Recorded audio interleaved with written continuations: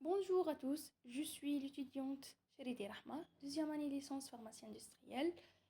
Aujourd'hui, je vais faire une présentation sur les laboratoires de recherche. Plan du travail, introduction, objectifs et missions du laboratoire, infrastructure et équipement, exemple de recherche, contribution et impact et conclusion. Premièrement, l'introduction. Les laboratoires de recherche sont des lieux cruciaux pour l'avancement des connaissances scientifiques. Ils permettent aux chercheurs et aux étudiants de mener des projets et des vrais domaines scientifiques. Ces laboratoires contribuent à valider des théories et à développer de nouvelles technologies qui impactent nos vies. De plus, ils jouent un rôle clé dans la formation des futurs scientifiques. Deuxièmement, l'objectif et mission du laboratoire.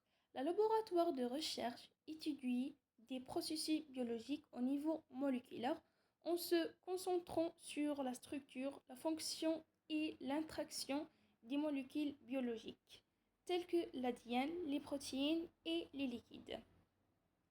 Objectif et mission. 1.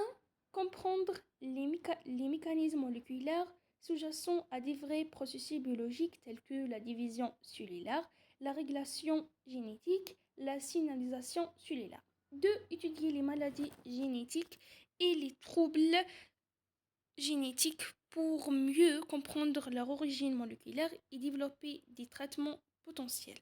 3. Explorer de nouvelles technologies en biologie moléculaire pour améliorer la recherche fondamentale et appliquée de ce domaine. 4. Contribuer à la découverte de nouveaux médicaments et thérapies basées sur les cibles moléculaires spécifiques pour traiter différentes maladies. 5. Former des jeunes chercheurs et scientifiques dans le domaine de la biologie moléculaire en leur offrant un environnement propice à l'apprentissage et la recherche. Troisièmement, c'est infrastructure et équipement. Un PCR, cet équipement est utilisé pour amplifier de petites quantités d'ADN. 2. Séquenceurs d'ADN. Ces équipements sont utilisés pour déterminer l'ordre des nucléotides dans un échantillon d'ADN. 3. Centrifugeuses.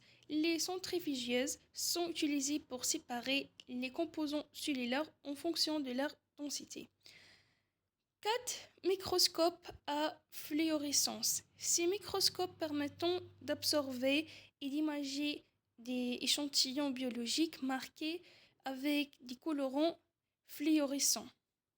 5. Microphotomètres. Ces instruments sont utilisés pour mesurer l'absorption ou l'émission de la lumière pour échantillons biologiques. 6.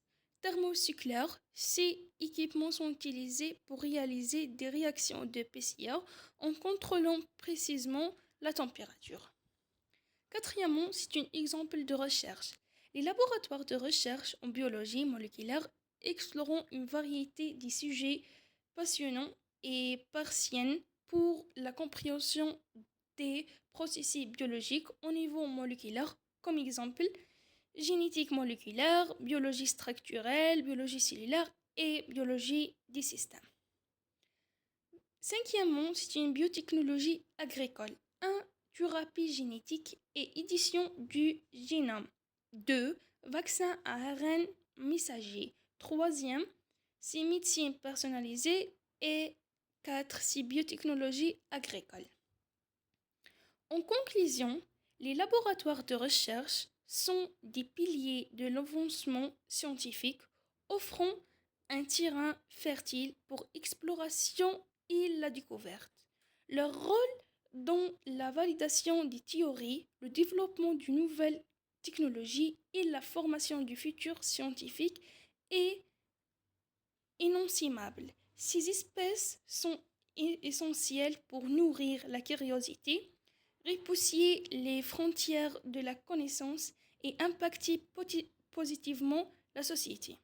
Ensemble, les laboratoires de recherche sont des moteurs d'innovation et de progrès, façonnant un avenir meilleur pour tous.